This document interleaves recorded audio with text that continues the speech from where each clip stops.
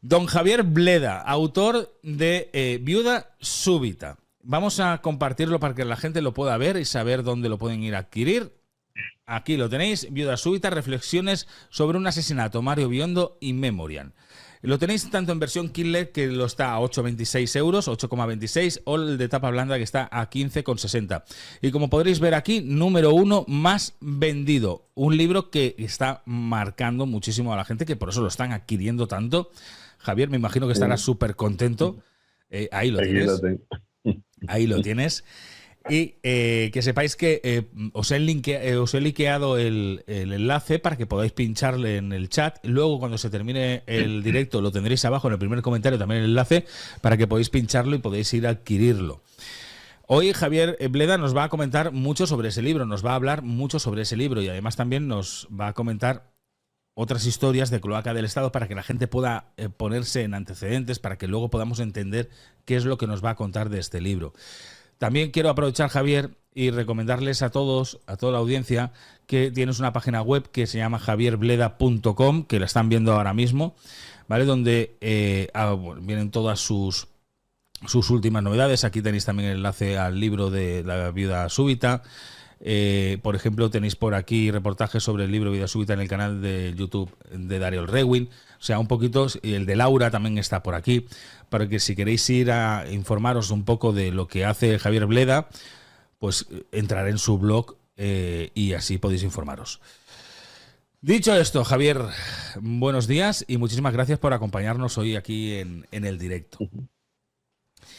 Gracias a ti porque cuando escribí el libro no pensaba que nadie fuera a comentar el tema. O sea, este tipo de cosas, como estamos viendo con muchas otras cosas relacionadas con la Casa Real, suelen pasar desapercibidas. Así que el hecho de que alguien se interese, pues es de agradecer. A ver, lo que nos cuentas en este libro es escandaloso. O sea, te lo he dicho antes fuera del directo y ahora después también te lo voy a volver a preguntar, pero es escandaloso. Estamos hablando de una muerte muy misteriosa, que en España se cierra como si fuera un suicidio y luego en Italia se reabre como un asesinato. O sea, ya eso es muy misterioso y además si ahí le mezclamos las cloacas del Estado, al final creas una bomba de relojería. Cierto, es que el planteamiento es cuando escribí el libro, era una novela basada en hechos reales. Entonces, ¿cuáles son los hechos reales? Los hechos reales son todo el contubernio que hay relacionado con las cloacas del Estado, servicios secretos y tal. Eso es una realidad que vivimos a diario, una realidad paralela de la que la mayoría de la gente no es consciente. Y si a alguno se le ocurre hablar, pues te dicen que si eres un conspiranoico, que si estás en el mundo Matrix o algo así, ¿no? Sí. Pero eso es una realidad y entonces para demostrarlo, pues en el libro lo que he puesto ha sido cosas que están publicadas durante todos estos años desde la muerte de Mario Biondo y que han prácticamente pasado desapercibidas, en la que nos narran con pelos y señales, lo pongo con el día publicado, el medio publicado, nos narran que hay unos servicios secretos que se encargan de quitar del medio a personas que se meten con la Casa Real. Entonces, no lo digo yo, lo dicen incluso gente que ha declarado en el Congreso de los Diputados en comisiones de investigación. Por tanto, me parece muy interesante en la hipótesis que yo planteo de que esto pudiera ser una relación entre Felipe y Raquel Sánchez Silva, que no deja de ser una hipótesis mejor o peor según a quien se lo preguntes, pero en esa hipótesis, y por qué llegué a esa hipótesis lo podremos hablar ahora después, es importantísimo dejar claro que si esa hipótesis es cierta, han tenido que actuar los servicios secretos. Y para ello demuestro cómo los servicios secretos están actuando en cosas a diario, cosas de nuestro día a día, sin que nos enteremos o sin que nos demos cuenta o sin que pensemos que eso es una realidad auténtica. Tú has vivido ya un caso de servicios secretos muy de cerca. nos lo estábamos comentando antes, y es el de Pedro J. Ramírez. El de Pedro J. Cuéntanos qué es lo que pasó, dónde trabajabas en ese momento, qué era de tu vida en ese momento y cómo llegas a tener tan de cerca el caso de Pedro J.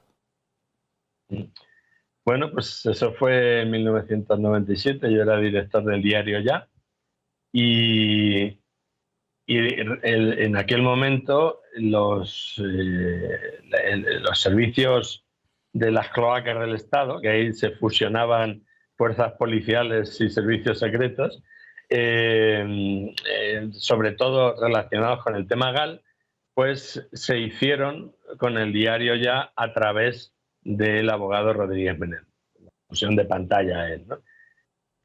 Claro, yo soy periodista y además no soy periodista de turismo, ni de belleza, ni de gastronomía. Soy periodista cañero. Entonces, como dijo el periodista Víctor Márquez Reviriego en una tertulia de la radio, como soy de Albacete, dice que yo era un periodista navajero. Y efectivamente es lo que soy. Entonces me dicen, me entero que esto es así, que si los del GAL se habían apropiado del diario Ya, que si Rodríguez Meneta, y me tiré de cabeza, ¿no? Entonces, yo era director en ese momento, cuando de repente me encuentro, que esto es lo más parecido al orgasmo para un periodista de investigación, me encuentro cenando, de las muchas veces que se repitió esto, cenando en casa de Rodríguez Menéndez, sentado al lado del que fuera secretario de Estado de la Seguridad, Rafael Vera, sentado al lado de Goñi Tirapu, gobernador civil de Guipúzcoa, sentado al lado del general Sáenz de Santa María, director general de la policía, sentado al lado de Manuel Cobo del Rosal, el abogado penalista más importante de España y abogado de Rafael Vera, sentado al lado de Jorge Argote, el abogado del general Galindo, que dirigía el cuartel de Inchaurrondo, en fin, todo canela fina, que diría Ansón. Y bueno, pues a partir de ahí me pusieron encima de la mesa un vídeo en el que parecía que una persona muy similar a Pedro J. Ramírez pues estaba teniendo una sesión de sexo con una chica de Guinea Ecuatorial, que podría, aunque el sexo es libre y cada uno puede hacer sus saltimbanquis como le vea, su salto del tigre particular, pero digamos que era poco común lo que se estaba viendo allí, teniendo en cuenta el personaje. No olvidemos que Pedro J. Ramírez era el representante del Opus Dei, de los empresarios relacionados con el Opus Dei, y era él al que enviaban a Roma para hablar. No olvidemos que la foto de Pedro J. con Aznar y con Ana Botella en un balcón el día del Corpus Christi, saludando cuando pasaba el Corpus Christi y tal. Es decir, que según quién, pues te puede llamar más la atención un tipo de vídeo o no. Entonces, como el personaje era el personaje y de repente me encuentro con aquello, pues dije, bueno, esto no lo podemos desechar, naturalmente. Hay que publicarlo. Porque no se trataba de la vida privada de un cualquiera, se trataba de la vida privada de Dios, porque mucha gente joven que nos esté escuchando no tendrá ni idea de quién es Pedro J. Ramírez. Ahora es director del periódico El Español, pero entonces Dios se llamaba Pedro J. Ramírez en España. Sí, hay que recordar a la gente que tenía muchas influencias. Yo te lo he dicho a ti antes, yo creo que era parte de la cloaca del Estado, él también, porque su diario se dedicaba también a destruir a quien necesitasen. Yo creo que en aquel momento Cebrián, a lo mejor, y él eran, del diario El País y el diario El Mundo, eran lo que lo movían absolutamente todo, ¿no? O sea, cuando el gobierno quería hacer un comunicado, ya sea el gobierno socialista o fuera el gobierno del PP, utilizaban a uno o al otro para hacer ese comunicado, sí, y mover los hilos. Efectivamente. No dejaba de ser curioso que por entonces que los dos periódicos más leídos eran El Mundo, de Pedro J., y El País, de Ceberio, de Jesús Ceberio. Tú leías el mismo día, el mismo periódico, misma noticia de portada, y las dos eran absolutamente diferentes. Claro. Mismo tema. Sí, sí, sí. Y las dos eran completamente diferentes, ¿no? Entonces sí, era una batalla de medios importante, pero cuando dices que Pedro J. incluso formaría parte de las cloacas del Estado, no te equivocas. O sea, es que incluso había un grupo de personas, casi todos periodistas, entre los que estaban Son también, el del ABC, luego se pasó a La Razón, cuya única finalidad era acabar con la monarquía. Era la única finalidad de este grupo. Y por eso se pueden ver muchas cosas a lo largo de la historia del periódico El Mundo y de las acciones de Pedro J. que están relacionadas con ese asunto, ¿no? Pero volviendo a lo que me preguntaste antes de la relación de los servicios secretos con esto, el vídeo de Pedro J no era un vídeo que cualquiera podía pensar. Hay mucha gente que sigue creyendo que no era él, pero debo decir desde un punto de vista legal que tú no puedes denunciar en un juzgado que alguien ha atentado contra tu intimidad si no eres tú, porque entonces no es tu intimidad. Entonces él tuvo que ir allí, hacer un visionado del vídeo delante de la juez del juzgado número 28 de Plaza de Castilla y decir, el vídeo soy yo, por lo tanto es mi intimidad. Y entonces a partir de ahí se puso en marcha toda la historia, ¿no? Pero es que el vídeo lo hicieron los servicios secretos. ¿Por qué se lo ¿Por qué se lo quisieron cargar? ¿Por qué intentaron cargarse a Pedro J? De esa manera, sobre todo. Pues se lo quisieron cargar por muchas razones, que ya la cosa venía de largo con el tema GAL, pero había una concreta que le habían advertido. Era la Operación Mengele. La Operación Mengele, como todos sabemos, es un médico nazi que hacía experimentos con judíos en los campos de concentración. Consistía en que los servicios secretos secuestraban mendigos, los narcotizaban con narcóticos especiales, con pócimas especiales que se estaban preparando y los metían en maleteros para ver cuánto tiempo, maleteros de coches, para ver cuánto tiempo aguantaban vivos y aguantaban, se despertaban o no se despertaban o tal. Porque lo que querían no era obviamente secuestrar mendigos, los mendigos eran conejillos de indias, lo que querían era secuestrar gente supuestamente relacionada con ETA para todo lo que ya sabemos relacionado con el tema GAL. Es decir, secuestraban a supuestos terroristas para luego pues llevarlos a cuarteles o llevarlos a comisarías o donde fuera y allí pues darles palizas y en el peor de los casos enterrarlos en Calviva, ¿no? Como pasó con Lasa y Zabala. Entonces Rafael Vera le advirtió claramente. Rafael Vera era el secretario de Estado de Seguridad, la mano de hierro de Felipe González en el mundo de la seguridad y el segundo en el Ministerio del Interior después de José Barrero Nuevo, que era el ministro del Interior. Y ahí le advirtió en una emisora de radio: sabemos a lo que dedica el tiempo libre Pedro J. Poco parafraseando a la canción de José Luis Perales. Y bueno, pues Pedro J siguió para adelante y los otros también siguieron para adelante. Yo estaba en medio, yo lo que hice fue publicar los fotogramas del vídeo para que la gente viera que era Pedro J realmente, que no, porque ellos en principio decían que no lo habíamos inventado. Entonces pasamos de habernos inventado un vídeo, que no nos lo habíamos inventado porque era real, a ser un grupo terrorista investigado por la Audiencia Nacional. El juez Javier Gómez del Liaño ordenó el registro del diario Ya. En fin, se organizó una historia contraterrorista y hasta que todo volvió a su ser y nos volvieron a pasar a un juzgado de instrucción en Plaza de Castilla en vez de en la Audiencia Nacional. O sea que queda claro que las cloacas del Estado existen para toda esa gente que tiene dudas, con un claro ejemplo que nos acabas de narrar, que es el de Pedro J. Ramírez. Incluso... Hombre, perdona, es que en el banquillo, que duró mucho tiempo el juicio, yo tenía a mi lado a Rafael Vera, secretario de Estado de Seguridad, tenía a mi lado a Goñi Tirapu, exgobernador civil de Guipúzcoa, tenía a mi lado a Ángel Patón, que era el consejero principal de Felipe González, cuyo despacho está situado a 20 metros del de Felipe. Tenía a mi lado a la gente de los servicios secretos que se metió en el armario, a Rodríguez Menéndez y a la señorita de Guinea Ecuatorial que hizo el vídeo, que esa era la única que no tenía ni idea del tema, le pagaron para hacer esto y punto. O sea que no era una historia que yo esté pensando, no, es que los servicios secretos, las cloacas, las conspiraciones, no, es que durante el mes y pico que duró el juicio, yo los tenía sentados a mi lado a todos porque nos juzgaron y todos fueron a la cárcel, excepto yo, porque yo era como periodista, digamos, que había publicado algo, ¿no?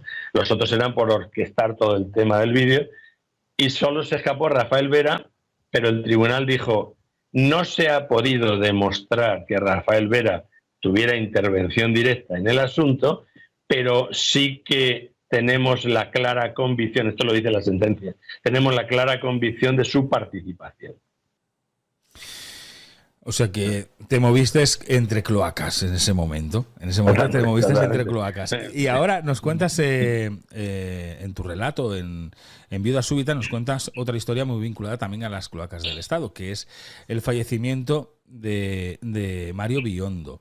Yo, antes de empezar a entrar en materia, quiero saber, o me gustaría saber, cuál es la motivación que te ha dado por escribir este libro. Más que nada porque te metes en fango, ¿no? Te vas a meter en fango por lo que vas a contar en el libro, por lo que cuentas en el libro, y yo imagino que tienes que poner en una balanza y poner, bueno, ¿me va a compensar, no me va a compensar? ¿Qué riesgos puedo tener o no? Sí, mira, cuando eres periodista de línea dura, te dan igual los riesgos, siempre y cuando lo que estés contando tenga una buena dosis de verosimilitud, naturalmente. No puedes inventarte cosas porque entonces pierdes tu prestigio, ¿no?, periodístico, ¿no? Hay gente, incluso los famosos haters que escriben comentarios en las redes y tal, que me han llegado a tildar a raíz de este libro de oportunista. Pero, oiga, yo no empecé en el tema del periodismo ayer. Llevo decenas de años trabajando en esto. Y oportunista, hace 11 años que murió Mario Biondo. Oportunista sería si hubiera muerto y hubiera escrito el libro. Pero después de 11 años, yo creo que se podrá escribir sin ser un oportunista, ¿no? Entonces, lo que me llevó a escribir el libro realmente fue que tuve la oportunidad de conocer a Mario Biondo durante 3 o 4 minutos, prácticamente, justo antes de morir. O sea, unas semanas antes, yo había quedado con un colega al que veía pues una vez al año, 2 veces al año, se llamaba Ramón Lobo, y que era experto en conflictos internacionales, es alguien de reconocido prestigio internacional, y cada año y medio, a veces 2, pues quedábamos a tomar un café para hablar de temas de África, porque yo soy un especialista en temas africanos, he vivido ahí mucho tiempo, en temas de golpes de Estado africanos y tal. Y entonces pues él, digamos que chupaba de mis conocimientos en ese sentido, y después nos tomábamos el café, charlábamos un rato y hasta luego, hasta dentro de un año. En aquel momento yo estaba en la cafetería Mama Inés de la calle Hortaleza en Madrid, y estaba con Ramón Lobo, y entonces llegó un chico y Ramón Lobo me lo presentó, o sea que se saludaron entre ellos de manera cordial. Evidentemente se conocían, ¿no? Y entonces me lo presentó y me dijo que era Mario Biondo. Yo no tenía ni idea de quién era Mario Biondo ni nada. Y porque no me movía en ese mundo de corazón ni del espectáculo ni nada. Entonces, bueno, pues muy bien, me saluda. Pero entonces Ramón dice que iba al baño y me dejó a solas con Mario Biondo. Hasta ahí me parecía normal. Luego ya pensando dije, se quitó del medio, a lo mejor no tenía ni que ir al baño, se quitó del medio para dejarme a solas, porque a lo mejor pues Mario Biondo le había dicho que tenía un problema, y Ramón le dijo, pues te voy a presentar al tipo que te puede dar el mejor consejo. No lo sé, puede ser. El caso es que, en fin, pues después de hacerme 3 o 4 preguntas típicas que le haces a cualquier persona que se dedica a trabajar en cosas raras, me dijo, oye, te quiero preguntar algo. Imagínate que una persona de tu entorno más íntimo, ¿no?, pues tiene una relación con alguien muy top. Y ahí fue donde yo le pregunté, pero ¿cómo de top? Y me dice, máximo, nadie por encima. Bueno, como yo me dedico a lo que me dedico, enseguida me vinieron nombres a la cabeza, ¿no? Pero ahí lo que hice fue aconsejarle. Le dije, mira, si tienes documentos, fotos, vídeos, tal, en fin. El ejemplo famoso es el de Bárbara Rey, ¿no? Sí. Si tienes vídeos, va a estar toda tu vida cobrando. ¿Sabes? Si los tienes guardados, porque si te matan, los van a sacar otros. Entonces, si tienes vídeos, si tienes tal, adelante. Si no, ten mucho cuidado. Eso fue lo que le dije.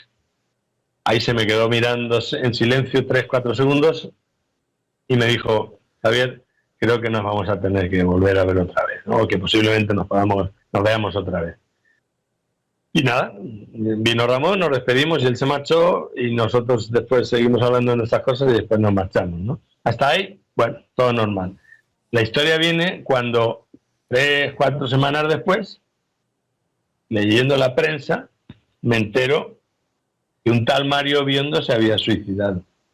Y yo veo la foto y digo, bueno, pero si este es el que me presentaron, si este es el que me dijo que qué podía pasar. Y claro, automáticamente, pues hombre, si te dedicas a trabajar en el servicio de empaquetado de Amazon, pues no se te encienden las alertas. Claro. Pero si te dedicas al periodismo de investigación, se me encendieron las alertas como en las películas estas americanas que dicen pasamos de DEFCON 1 a DEFCON 2. Pues claro. Así me pasó a mí automáticamente, ¿no? Me enteré en ese momento, precisamente, leyendo sobre su muerte, me enteré que era marido de Raquel Sánchez Silva, a la que no tenía el gusto de conocer, pero no tenía el gusto de conocer ni siquiera en la tele. A lo mejor la había visto alguna vez, pero como a tantas otras presentadoras que no te enteras de quién son o lo que sea, ¿no? No te enteras de su nombre, sino de lo que está presentando en ese momento. Y bueno, pues a partir de ahí me propuse a mí mismo ir juntando cromos de todo lo que fuera pasando, ¿no? Me sorprendió muchísimo, muchísimo, muchísimo que, en fin, yo hasta ese momento pensaba que efectivamente el chaval posiblemente se había suicidado, ¿no? Pero porque a lo mejor hay gente que no puede soportar la presión de ciertos asuntos, ¿no? Entonces, eso estaba en mi lista de cosas, estaba que podría ser un suicidio al principio, ¿no? Podría ser un suicidio. Y en la otra parte estaba que se lo podrían haber cargado, ¿no? Pero me extrañó muchísimo que en fin, julio, a mediados de julio, en un mes y medio, se archiva el caso. Sin darle participación a la familia. Y con el beneplácito de la defensa de la viuda y de la fiscalía. Que nadie puso pega. Es decir, no hay un informe policial en orden. Yo de esto no entiendo, ¿eh? Solamente lo digo por lo que apuntó el investigador y otros más, pero en concreto Óscar Tarruella, que es un gran especialista en estos temas, y sin ningún género de duda, este profesional afirma que el informe policial que se hizo no es correcto. No es correcto, incluso es manifiestamente mejorable, ¿no? Después, la autopsia. La autopsia en ese momento no se sabía que era una autopsia fake. Se supo después, cuando la familia entonces sí que inició acciones judiciales en Italia, y entonces a partir de ahí pues decidieron que había que volver a hacer una autopsia al cadáver y se descubrieron cosas que no se habían hecho en la autopsia española, ¿no? Eso me parece muy fuerte, ¿no? Y me enteré también que el juez que cerró el caso ni siquiera era el juez del juzgado 21. Firma como magistrado juez del juzgado 21, pero era del 48. Estaba asignado al juzgado 48. Que puede ser que a lo mejor resulta que de vacaciones no podían estar, las vacaciones son en agosto. Que puede ser que el titular del juzgado 21 resulta que estaba enfermo o que se había cogido la baja por lo que sea o que tal y cual, y este era el suplente o un juez de apoyo y tal. Bueno, pero una decisión de estas características, donde hay un muerto y donde no se ha escuchado a la familia, cerrarlo así de esa manera, es muy extraño que lo haga un juez invitado. Y te da que pensar, porque este juez también sabe mucho de cloacas del Estado, no es un juez cualquiera, también sabe de cloacas del Estado. No digo ni mucho menos que forme parte de las cloacas, digo que sabe, que ha entendido de temas relacionados con las cloacas del Estado. Entonces, bueno, pues no sé, forma parte de la lista increíble de casualidades que me he ido encontrando durante todos estos años. Y como digo siempre, bueno, como es Las casualidades no existen, por lo tanto, cuando juntas tantas, saltan las alarmas. Entonces, esa suma de sucesos que te vas encontrando y esa celeridad por intentar cerrar el caso es lo que te lleva a la sospecha de que algo oscuro hay detrás, ¿no? Efectivamente. Al final, en el mes de Mario murió el 30 de mayo, al final, en el mes de octubre creo que fue, de una manera poco usual, la viuda y especialmente su representante, su manager, Guillermo Gómez Sancha, empezaron a desprestigiar a Mario Biondo, al muerto. Empezaron a desprestigiarlo de una manera increíble. No es que se drogaba, tomaba cocaína, es que veía pornografía, es que bebía mucho, es que tal, es que igual. Y claro, me extrañó mucho que una mujer que aunque cada uno lleva el duelo y el dolor como yo le dé a entender, pero me extrañaba mucho que la propia viuda se estuviera dedicando día y noche a desprestigiar a su marido muerto. Sí. Porque ella enseguida, desde el minuto 1, dijo que no se había suicidado, que había sido un lamentable accidente, planteando que lo que estaba realizando era un juego de autoasfixia, que había sido un lamentable accidente. Pero claro, después pasamos ya a mayores. El lamentable accidente era porque este tío se drogaba, no sé qué, no sé cuánto. No, la pornografía, realmente no es que él buscase pornografía en internet, que da igual si la busca, eso ya es algo normal, o sea, es absolutamente normal. Lo que buscaba era vídeos porno de su mujer. Lo que estaba buscando era si era posible que Raquel hubiera participado en alguna película pornográfica o en algún asunto de prostitución de famosas, de presentadoras o lo que sea, ¿no? Pero eso es porque él que no sabemos. Pero eso es porque él tendría dudas, ¿no? Claro. Claro, efectivamente. Él tenía dos tipos de dudas.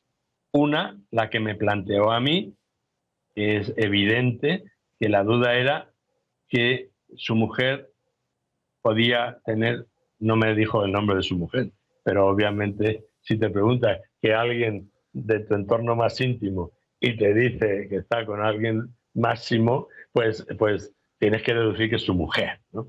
Entonces, él tenía dudas y de hecho en uno de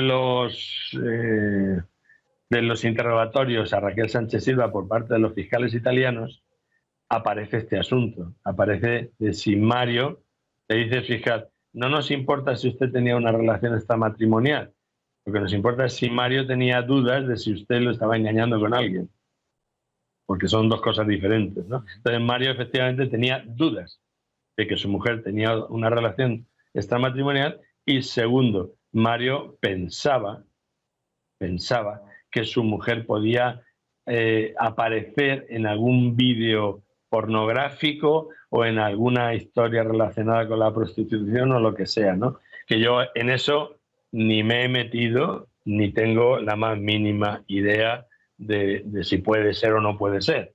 No tengo ni idea. Yo lo mío es la otra parte, ¿no? Lo mío es la otra parte, la posibilidad de una relación extramatrimonial que fue a lo que llevó a la muerte final a Mario Biondo, lo que pudo llevarle, ¿no? Pero sí, la historia es que él no buscaba pornografía, sino que buscaba pornografía relacionada con el nombre de Raquel Sánchez Silva. Con su mujer. Y luego el tema de la cocaína, es el tema de que alguien puso cocaína en la nariz de Mario Biondo la noche de su muerte. Fuera, la cocaína fuera. Los padres hicieron un estudio del cabello de 28 centímetros que tenía el chico, un estudio forense, cuando desenterraron el cadáver y tal, que te lleva hasta 2 años atrás para saber si has consumido estupefacientes. Y no había nada. Pero, no, ni poco ni mucho. Pero no consumía estupefacientes. De todas formas, es verdad que Raquel tenía el teléfono guardado de un camello, ¿verdad que sí? Sí, esa fue otra historia que tampoco me la invento yo. Solo hay que ver los vídeos que son públicos de la Fiscalía italiana preguntándole a Raquel Sánchez Silva y diciéndole, oiga, usted no se acordará, pero el nombre del camello está en su agenda como un contacto. Y desde varios años antes de conocer a Mario Biondo. Porque ella le echaba la culpa a muerto. Sí, sí. Sería Mario que lo puso ahí, ¿no? Pero es que era de bastante tiempo antes de conocer a Mario Biondo. ¿Cómo concluyes cómo llegas a Felipe VI? En todo esto, cuando tú te pones a investigar y tienes esas dudas y esas palabras que te dice Mario, ¿cómo concluyes o cómo te vas acercando a Felipe? Pues mira, durante todos estos años, la madre de Mario Biondo, desde el minuto 1 también, dijo que su hijo había muerto porque sabía demasiado. Ese fue un titular que me impactó mucho, que lo publicaron al mismo tiempo El Mundo y el Corriere de la Sera en Italia. Y me impactó mucho. Mi hijo murió porque sabía demasiado. Luego, en muchas ocasiones lo ha repetido. Se está protegiendo a alguien. Se está protegiendo a alguien. Ya no era tanto de si Mario buscaba vídeos porno de su mujer, sino se está protegiendo a alguien. La hermana de Mario Biondo, en el documental Las últimas horas de Mario Biondo, emitido por Netflix, dijo, creemos que hay un pacto entre estados, refiriéndose al Estado español y al italiano.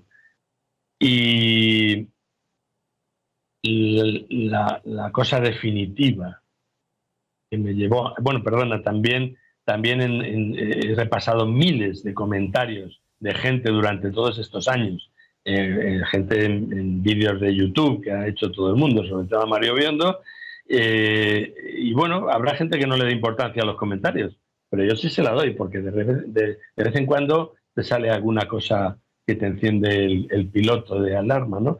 Y entre esos miles de comentarios encontré algunos que ya hace bastantes años ya hablaban de la posible participación de las cloacas del Estado. Ya hablaban de eso. Es decir, oiga usted, ese señor se ha colgado y se ha suicidado y tal, marido de una famosa, que nada te hace pensar en las cloacas del Estado. Nada te hace pensar en eso. Y a lo mejor te hace pensar en algún famoso, tal, gente con dinero, pero no a otro nivel.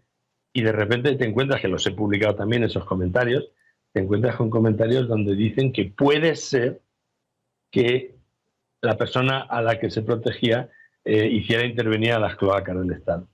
Pero evidentemente lo que ya me hizo darme cuenta de la situación fue el documental Las últimas horas de Mario Biondo. Este documental es un documental de parte, es decir, a mayor gloria de Raquel Sánchez Silva. Exacto. A pesar de que ella no quería, supuestamente no quería que hicieran el documental. Pero aunque se intentó dejar como a la familia Biondo como gente afectada psiquiátricamente, digo psiquiátricamente porque sacaron a un psiquiatra forense explicándolo, se dejó muy claro que esa pobre gente, pues estaba muy afectada, no cerraban el duelo de su hijo y que por tanto, bueno, pues que estaban hechos polvo y que todo era seguir y para no reconocer que su hijo se había suicidado, ¿no? Eso no se hace. O sea, eso que hizo el productor Guillermo Gómez Sancha, eso no se hace. Y la directora María Pulido, que es una persona también reconocida, se le tendría que caer la cara de vergüenza de ver el documental que hicieron, ¿no? Eso no se hace porque, periodísticamente hablando, tú tienes que poner en una balanza los datos que sabes de una parte y los datos que sabes de la otra, y que sea el lector o el que va a ver el documental el que decida qué es lo que hay, ¿no? Pero tú no puedes orientar a la gente a que decida una cosa determinada. Pero lo que llamó totalmente mi atención es que en el minuto 1:39 del capítulo 1 había un mensaje a navegantes. En ese minuto salía la madre de Mario Biondo en un programa de la televisión italiana hablando en italiano. Y los subtítulos puestos, en vez de abajo, los subtítulos arriba, en castellano, en vez de abajo, arriba. y ponía, digamos que se está protegiendo a esta persona. Hasta ahí normal, porque eso lo ha dicho 100 veces. Hasta ahí normal. El problema es cuando pasa al siguiente fotograma, se ve al rey Felipe y a Leticia en el año 2015 llegando a los estudios de Mediaset, porque me parece que era la celebración del 25 aniversario, creo, de la cadena, y se veían ahí cómo llegaban con todos los presentadores famosos y tal y cual, donde estaba Raquel Sánchez Silva también. Y encima de la cara de Felipe no se había quitado el comentario de la madre de Biondo. Ponía encima de su cara, digamos que se está protegiendo a esta persona. Luego, en otro capítulo, sale la misma escena. La madre de Mario Biondo diciendo eso y el rey llegando a otro. Pero ahí ya no hay titular. Donde sí fue el titular fue en el minuto 1:39 del capítulo 1. Eso no es un error, ¿eh? Uno puede tener errores cuando escribe un libro, uno puede tener errores en un documental o en esto que estamos haciendo ahora, puede haber un error. Pero que un mensaje tan claro y tan evidente y tan contundente de la madre del fallecido lo dejes durante unos segundos tapando la cara del rey, diciendo, digamos que se está protegiendo a esta persona, eso es un mensaje a navegantes. Ahora lo que toca saber es quién es el navegante. ¿El navegante es la Casa Real o el navegante es Raquel Sánchez Silva? Porque a lo mejor ella pudo haber roto la relación con Guillermo Gómez Sancha por el hecho de no querer publicar el documental, y el otro le ha mandado un mensaje diciendo, nena, que sepas que lo sé. Que lo sabemos. Claro, o sea que pudo ser un mensaje a la Casa Real o a Raquel Sánchez Silva, o a ninguno de los dos. O sea, siempre hay que hablar, siempre hay que dejar un campo abierto para cualquier otra posibilidad, ¿no? Pero eso está ahí, y fue lo que me hizo escribir el libro. Hablamos de eso, de cloacas del Estado. Se dice que Mario Biondo, el ordenador de Mario Biondo, se perdieron 900 gigas. Eso es una barbaridad de información. Se borró 900 gigas de información de su ordenador. ¿Es porque Mario Biondo tenía documentación, tenía fotografías, tenía vídeos que pudiesen comprometer realmente? No lo sé, pero lo que no entiendo es cómo el juez español que estaba, porque los fiscales italianos vinieron a España y fue un juez español el que hizo la audiencia y el que controlaba el interrogatorio, ¿no? No entiendo cómo no se imputó a Raquel Sánchez Silva y a su primo, creo que Enrique Gómez, Enrique Gómez Sánchez, no los imputó. Porque hay tantas contradicciones, que es difícil no imputarlos. No puede ser. Vamos a ver, es que estaba el cadáver caliente. Estaba el cadáver, y digo cadáver caliente porque no habían pasado ni un mes ni dos. Estaba en el Instituto Anatómico Forense. Era al día siguiente. Estaban en el Anatómico Forense y ya estaban borrando cosas, ya estaban accediendo a su ordenador. Pero qué cosa, que se te ha roto el alma cuando se te muere una persona tan cercana, se te rompe el alma y tú estás pendiente de borrar lo que hay en el ordenador. Javier, cuando eso es tan claro, y además ella lo admite, porque lo vemos como lo admite de que su primo cogió el ordenador y borró datos, es porque algo gordo había en ese ordenador que había que borrar. Y no me creo que fuese fotos íntimas de ella con Mario. No me lo creo, porque en ese momento yo creo que ni te paras a pensar si tienes fotografías íntimas con tu marido en un ordenador. Yo creo que tiene que haber algo mucho más gordo en ese ordenador para que tú corras el riesgo de coger y borrarlo, intentar destruir el disco duro. Bueno, no intentar destruirlo, sino el hacer un borrado de ese disco duro.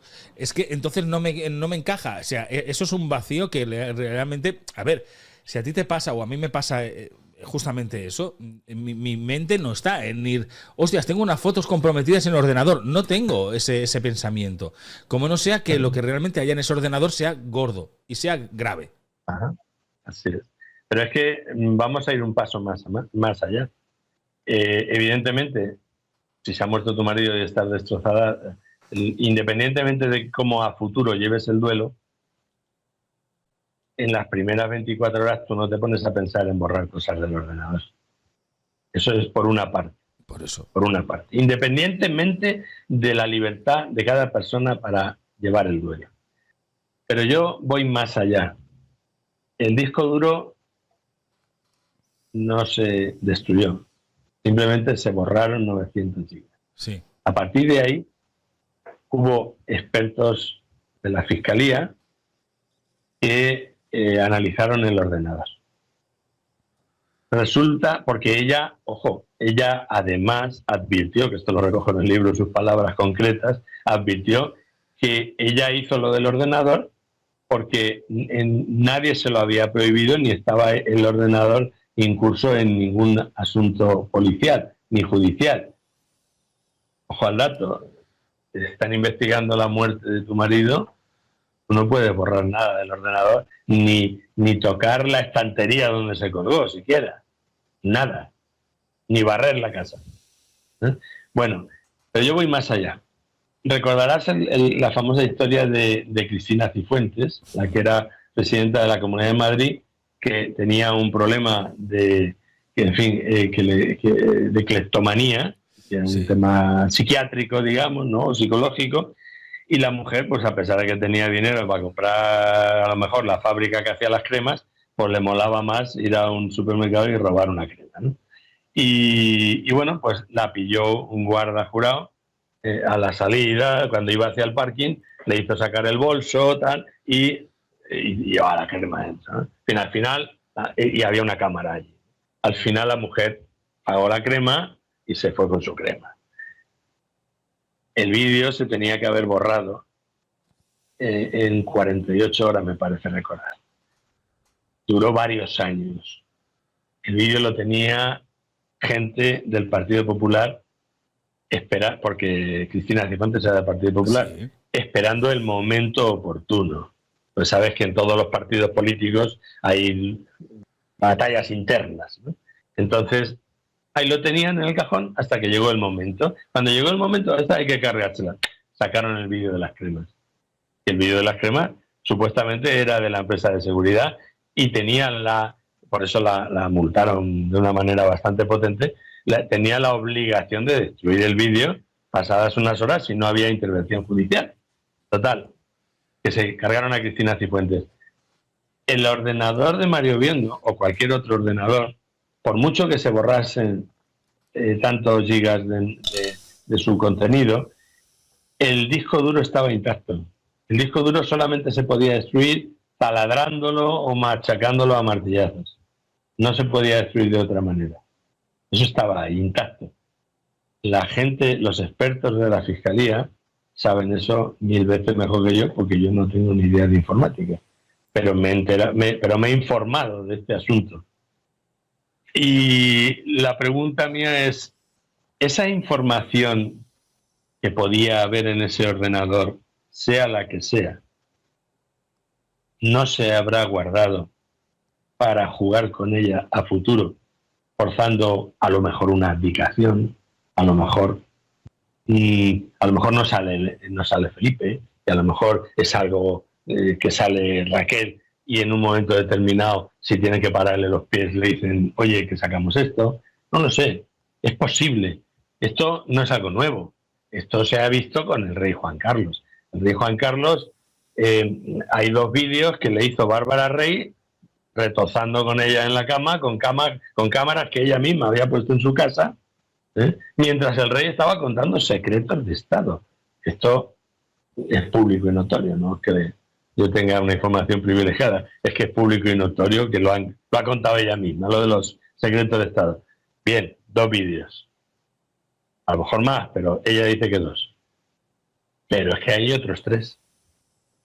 Y los otros 3 se hicieron en el chalet de la calle Sextante, en el pueblo de Aravaca de Madrid, donde los servicios secretos tenían un tinglao montado para llevar a diplomáticos con prostitutas y grabarlos y luego presionarlos, como hacen la mayor parte de los servicios secretos del mundo. ¿eh? Alucinante. Pero lo que no se imaginaban es que un día iba a aparecer por allí Bárbara el rey Rey con el Bárbara rey. Rey. Y habían hecho, le grabaron 3 vídeos al rey. Hay 3 vídeos que no se han destruido. Y que, porque cuando se destruyen pruebas de semejante calibre, tiene que haber una, entre comillas, certificación notarial, digo, porque no es un notario el que certifica eso, sino que tiene que haber una inspección interna dentro de los servicios secretos que constate que eso se ha hecho y que no hay más copias. Bien, pues no se destruyeron. Esos 3 vídeos están por ahí. ¿Para qué? Esperando que saldrán algún día, no lo sabemos. Pero otra cosa, me pregunto yo, y esto es sin malicia, ¿eh? Que me perdone Dios y que me perdone Bárbara Rey si fuera necesario. Si el chalet de la calle Sextante era para que los servicios secretos pillasen a diplomáticos con prostitutas, ¿qué hacía ahí Bárbara Rey con el rey? Duda ¿Qué razonable. pintaban ahí? Duda ¿Qué razonable. pintaban ahí? Y otra duda. Si ella no era una prostituta y él no era un cliente, no sé, ni era un diplomático, ¿qué hacían allí? Y otra duda que me causa al escucharte decir esto de la Bárbara Rey. Entonces, aquí con los servicios secretos nadie es intocable. Nadie es intocable. O sea, aquí es tenemos cosas de todos y como te salgas del guión, van a salir a la luz. O sea, nadie es intocable. Ni el mismísimo rey de España en ese momento, que era Juan Carlos I, era intocable porque también se le grabó. También sí, ¿no? Bueno, ya en tiempos de Felipe González, cuando los teléfonos no eran smartphone, ya el Chiqui Venegas, que era ministro, pues ya encargó grabar a todo el mundo y uno de los primeros que se grabó fue al rey. En tiempos de Felipe González. O sea que por supuesto, el rey es el jefe del Estado, pero en un Estado, en una monarquía constitucional, técnicamente no pinta nada. Es decir, el poder legislativo lo ejerce el gobierno, aunque tiene que ser refrendado por la firma del jefe del Estado. Por ejemplo, pues la amnistía ahora de Cataluña, la ley de amnistía, por mucho que no le guste al jefe del Estado, la ha tenido que firmar porque es el gobierno el que la ha aprobado, ¿no? Pero el poder de la monarquía es brutal. El poder que ejerce la monarquía es brutal. Y por eso, para contrarrestar ese poder, tiene que haber, dentro de los mismos servicios secretos y dentro del gobierno, tiene que haber quien lo equilibre con información de otra clase. Es decir, por un lado, los servicios secretos tienen una sección, un departamento desde el año 2015, porque antes lo hacían porque sí. Ahora, desde el año 2015, lo hacen el tema de la protección contra las novias díscolas y contra gente así a la Casa Real, lo hacen ya porque tienen un departamento específico para eso.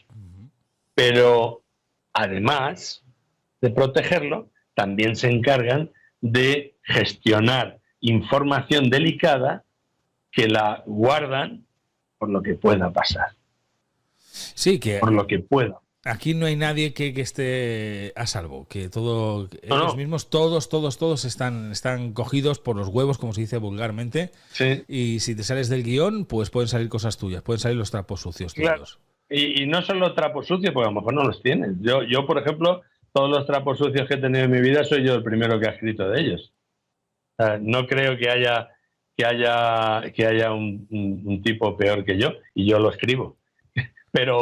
Pero imagínate, yo que no bebo ni fumo, que de repente aparezca en mi casa o donde sea una bolsa con medio kilo de cocaína y me detengan por eso. Y yo ni bebo ni fumo, ni he tenido nunca relación con las drogas para nada. Crear pruebas falsas. Eso puede pasar. Claro, eso puede pasar. Y eso le puede pasar a cualquiera que moleste. En aquel año 2013 hay una crisis monumental en la Casa Real. Bueno, todos nos acordamos qué fue lo que pasó en aquel año 2013. Se hablaba de divorcio, posible divorcio entre Leticia y Felipe en aquellos momentos eran príncipes y pocos meses después abdica el rey Juan Carlos I.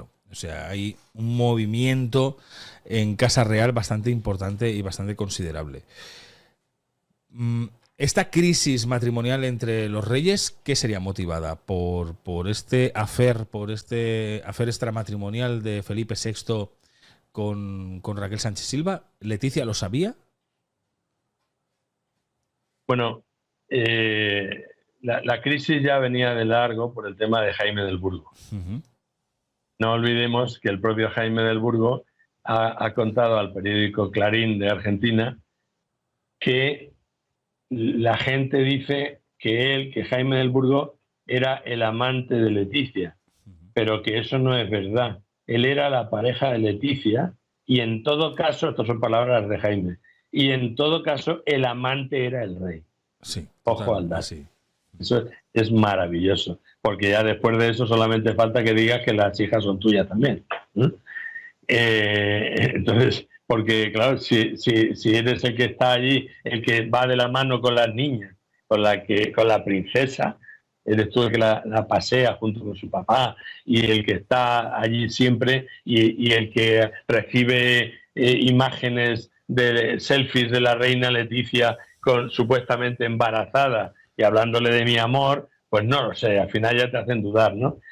Pero si la hipótesis de la relación entre Sánchez Silva y Felipe VI es una hipótesis real, si la hipótesis es real, si pudiéramos darla por buena, después de todo lo que hemos hablado, pues, porque claro, es que hay gente que se piensa que tiene que haber algún documento, o que tiene que haber algún vídeo, o que tiene que haber alguna cosa. No siempre se pueden obtener ese tipo de pruebas, no siempre, no es fácil, ¿no?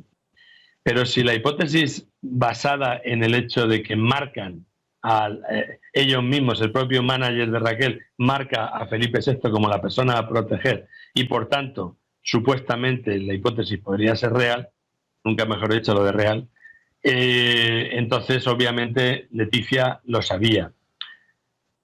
Y veremos a ver si alguien tiene algún fallo alguna vez y no resulta que pudiera haber alguna coincidencia entre la importancia que le daba Leticia a su pasmina, que en realidad era de Jaime del Burgo, en el selfie que se hizo, y el hecho de que Mario Biondo muriera con una pasmina, supuestamente, porque ya sabemos todos que no murió con una pasmina, sino que murió posiblemente con el cable de la PlayStation, ¿no?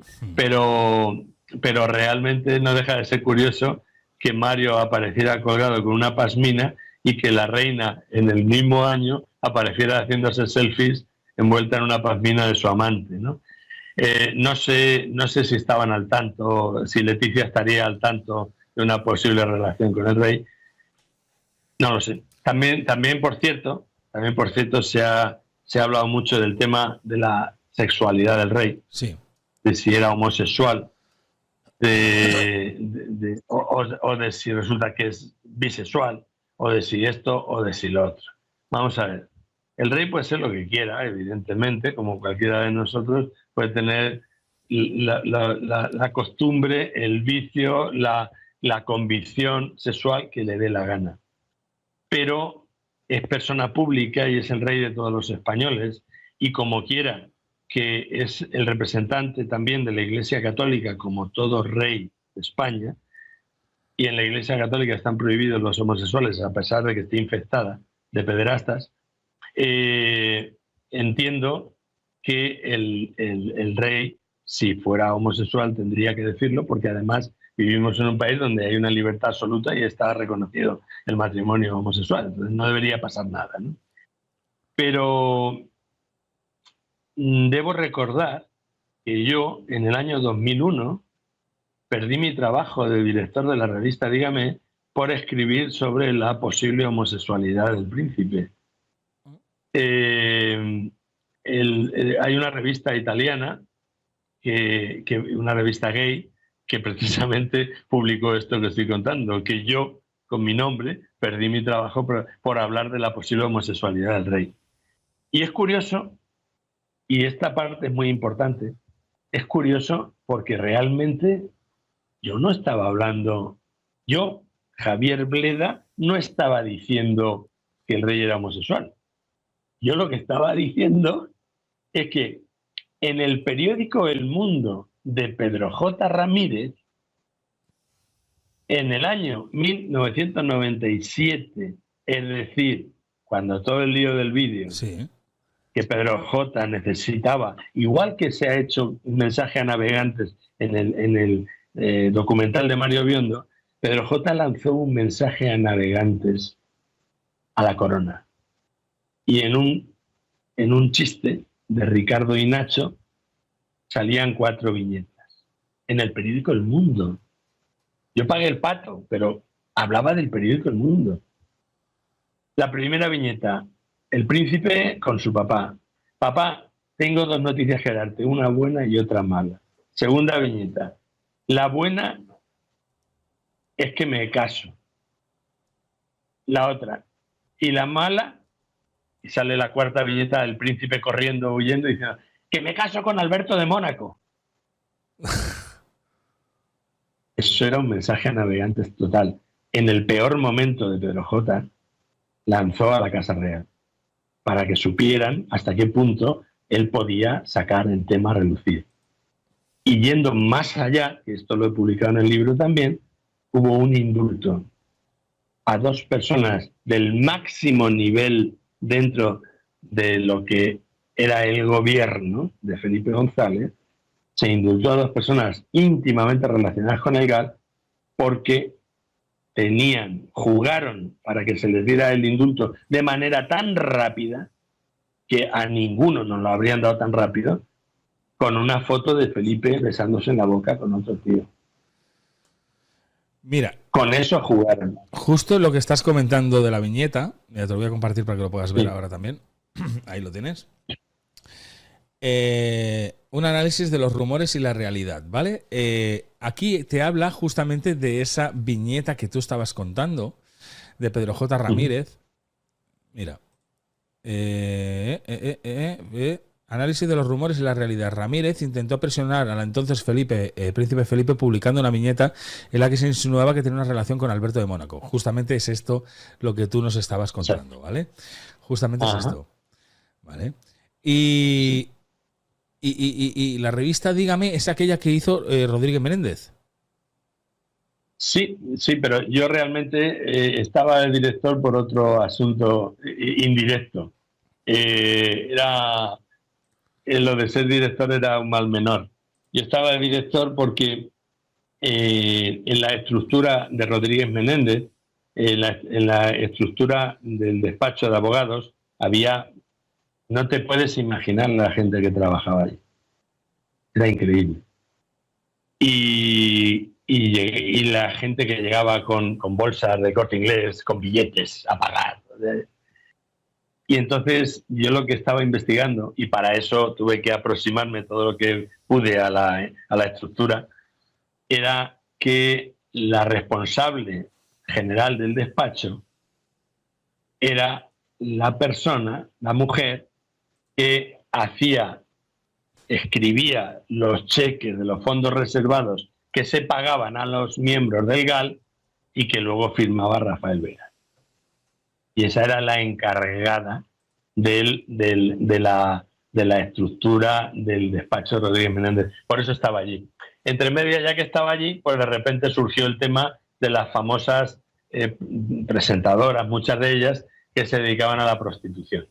Y entonces, pues, como era un bulo, supuestamente, dije, vamos a desmentirlo. Pero no pudimos desmentirlo, porque resulta que era verdad. Había un book de famosas, tenías que pagar bastante dinero por ver el book. Entonces yo seleccioné a 2 o 3 periodistas solteros y con dinero iban allí, pagaban por ver el book y contrataban a las famosas. Y se acostaban con ellas. La primera, porque por exigencia de Rodríguez Menéndez, que como había quedado mal con ella, pues la quería machacar, pues la primera era esta Malena Gracia, ¿no? Que se veía en el vídeo cómo, en fin, cómo cobraba el dinero, cómo lo contaba. Nuestro hombre llevaba un maletín con una cámara y entonces, pues, en fin, cómo hacía todo lo que puede hacer una prostituta a un cliente después de haberle pagado, ¿no? Pero lo curioso no es eso. Lo curioso no es solamente que pilles a famosas ejerciendo de prostitutas, sino lo que pasó después. El despacho de Rodríguez Menéndez se llenó, pero ahora que me río, es que fue buenísimo, en aquel momento fue buenísimo. Se llenó de abogados para negociar que no se sacase la información de esas famosas que teníamos grabadas. Y no eran los abogados de las famosas, eran abogados de clientes VIPs, totalmente Me VIP, imagino, claro. a las que ellas habían llamado para presionarles y decirles o paráis esto o vamos todos para adelante. Sí. Eso fue magnífico. Imagínate quién saldría ahí. Saldrían nombres, imagínate. Claro. Imagínate. Había nombres de chicas fáciles, pero también de chicas conocidas, pero fáciles. Y había nombres de gente que no te lo podían ni imaginar. Vamos Y también, no sé qué es peor, porque los nombres de los clientes también eran difíciles de imaginar, ¿eh? Ya me imagino, imagínate. Vámonos otra vez al año 2013, el año en que hay esa crisis entre los reyes de España, los príncipes en aquel momento, y poco tiempo después el rey Juan Carlos I abdica. Fallece Mario Biondo. Leticia tiene esa relación con Jaime del Burgo. Felipe paralelamente tendría la relación con Raquel Sánchez Silva. Yo me imagino que Leticia estaría al corriente también de que esta persona fallece. Si estaba al corriente de que mantiene una relación con Raquel Sánchez Silva, Felipe sabría que fallece el marido de Raquel. ¿Leticia tendría miedo en aquel momento de que a ella le pudiese pasar algo parecido o que a Jaime del Burgo le pudiese llegar a pasar algo parecido? Estoy absoluta. Independientemente de que la hipótesis Felipe Raquel Sánchez sea verosímil o no, la realidad es que Leticia durante mucho tiempo, sabiendo cómo se las gastan, ha debido de tener y debe tener bastante miedo. De hecho, yo escribí en mi blog, hay un artículo que se titula Jaime, lo tuyo parecerá un accidente. Porque al final es eso lo que parecen accidentes, ¿eh? Parece que ha sido sin querer, no sé qué, pero Leticia ha estado y sigue estando en alto riesgo desde hace mucho tiempo, y Jaime del Burgo, por supuesto. Y Jaime, si ahora se quiere dedicar a hacer libros, a hacer documentales sobre el tema, pues está en máximo nivel de alerta, ¿no? Y con Leticia lo mismo. Leticia, hay que tener en cuenta una cosa, no estamos hablando, si todo lo que ha contado Jaime del Burgo, porque también hay en el libro de Joaquín Abad, Leticia, una biografía no autorizada, sí. Pues uno ahí se puede instruir de la cantidad de historias que ha tenido Leticia Ortiz. Pero concentrándonos en el tema de Jaime del Burgo, que a mí me parece el más grave, yo creo, ahí está el libro, efectivamente, concentrándonos en ese asunto, es un libro magnífico este de Joaquín Abad. Sí, sí, yo le recomiendo a todo el mundo que lo compre porque no es normal toda la información. Y muy bueno, pero, ya aprovechamos también, pero porque muy bueno también es este. Juan Carlos y Leticia, dos biografías paralelas. Es muy bueno también de Joaquín Abad, ¿eh? Muy bueno también. Efectivamente. Además, Joaquín es un periodista de los de toda la vida. O sea, un tipo que sabe investigar y no es cualquier cosa, es absolutamente fiable, ¿no? Bueno, pues el tema está en que la historia de Leticia y Jaime del Burgo sí que puede ser que corran un cierto peligro, y más ahora que la princesa Leonor ya es mayor de edad. Más ahora que ya no está el tema de me voy con las niñas o me las quedo yo o te las llevas tú, tal y cual, no. Ahora ya la niña es mayor de edad. Y ya esa historia de papá y mamá es diferente, ¿no? Entonces, el riesgo cierto lo tiene ahora. No pensemos que porque es la reina no le puede pasar nada.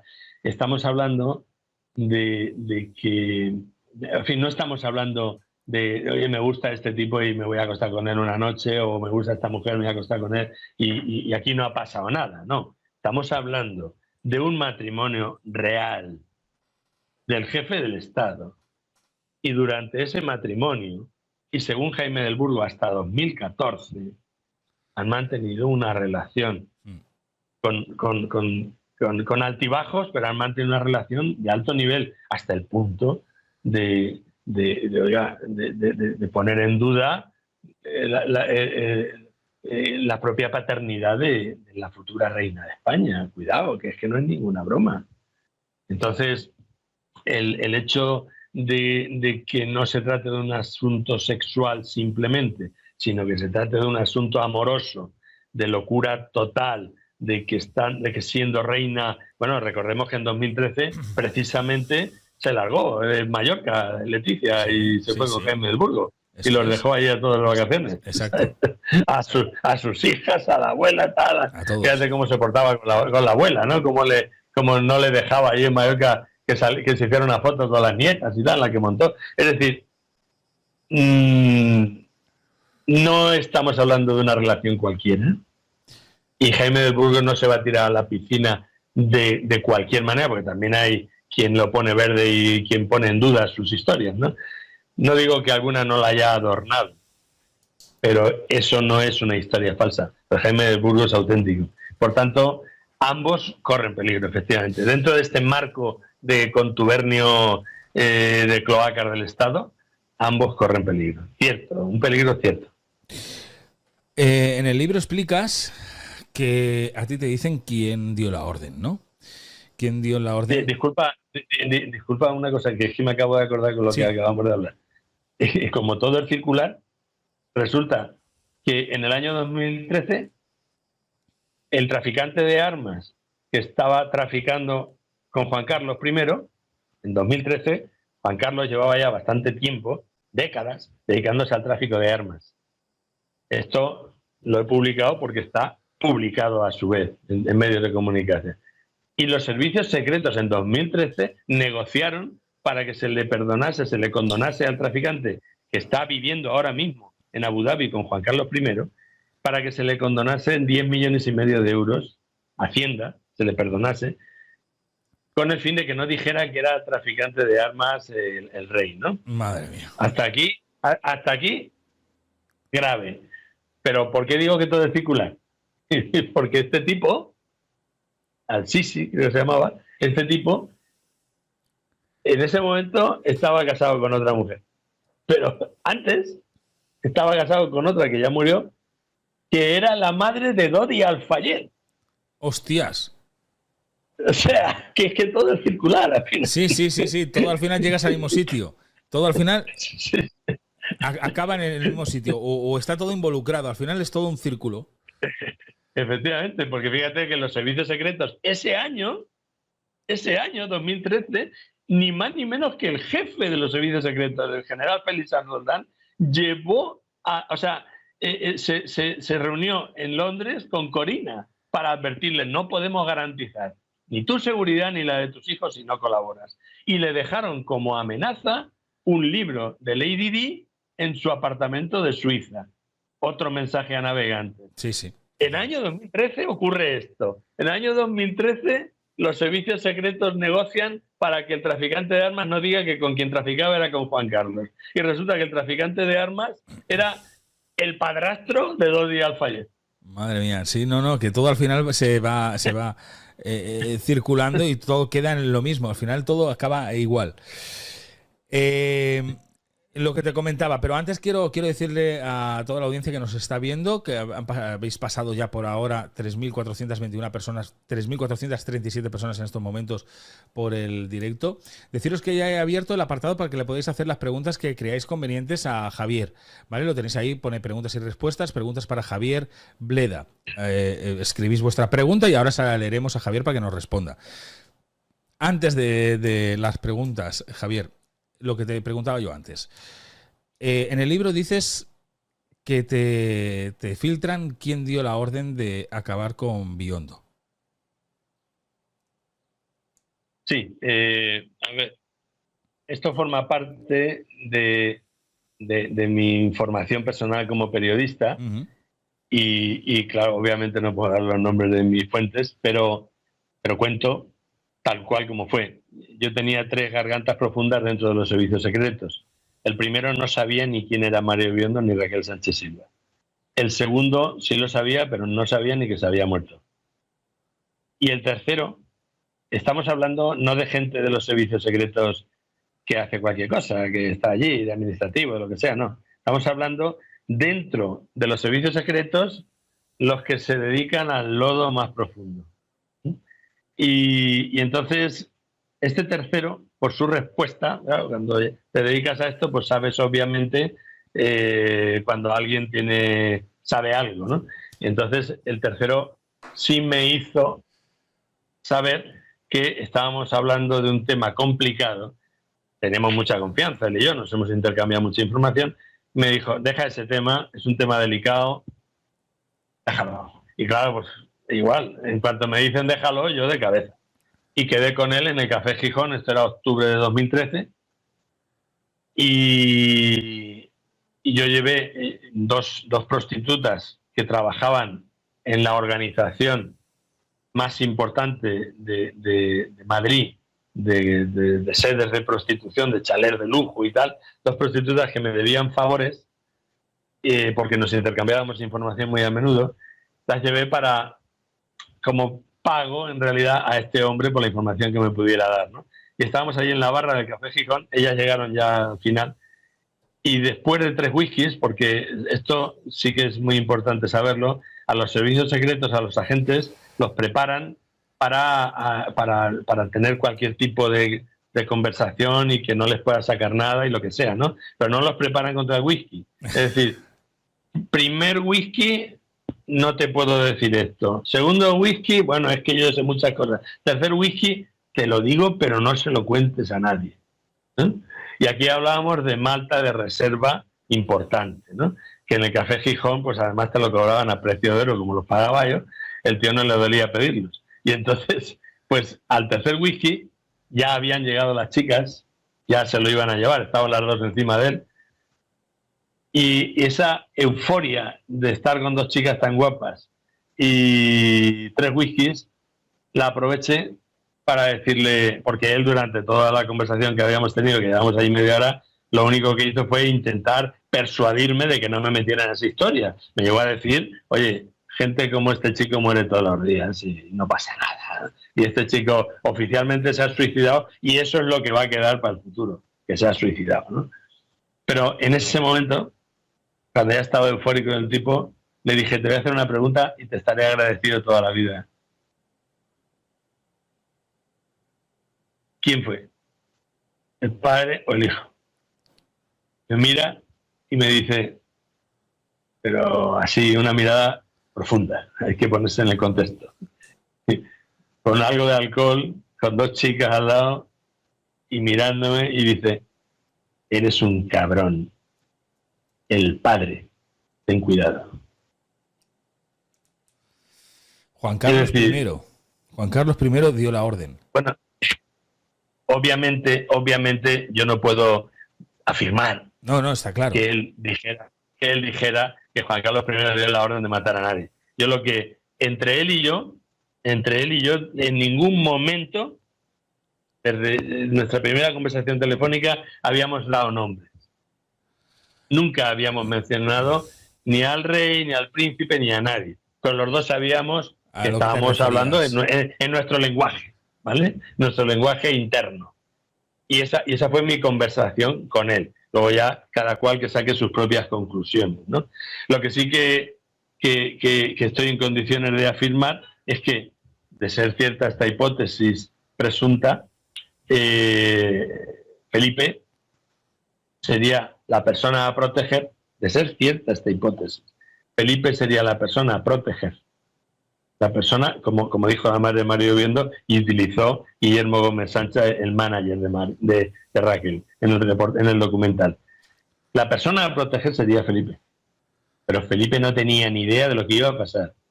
De ser cierta esta hipótesis, Felipe no tenía ni idea de lo que iba a pasar. Pero entonces Juan Carlos... Sí, perdona. Perdón.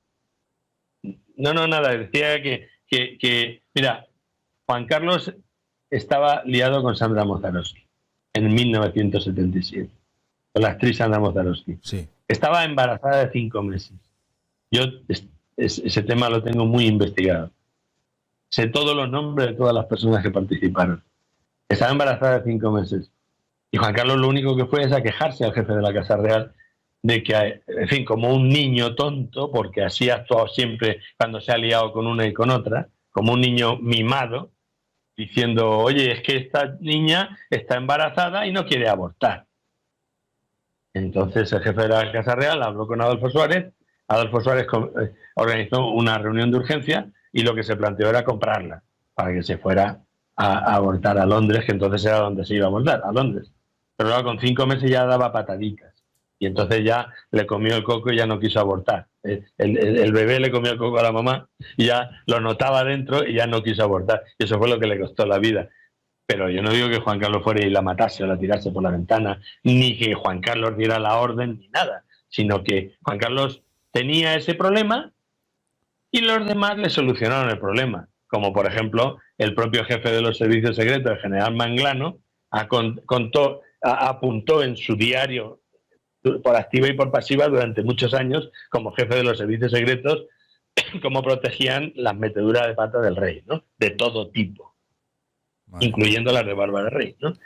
Entonces, si esa hipótesis de que había una relación entre la presentadora y el príncipe fuera cierta, si la hipótesis de que, por tanto, los servicios secretos hicieron lo que hiciera falta para eliminar a un tipo que quería dar a conocer esa relación, que no se podía dar a conocer en ese momento, porque la abdicación estaba prácticamente en marcha, no se podía dar a conocer. A lo mejor después, bueno, pero en ese momento no se podía dar.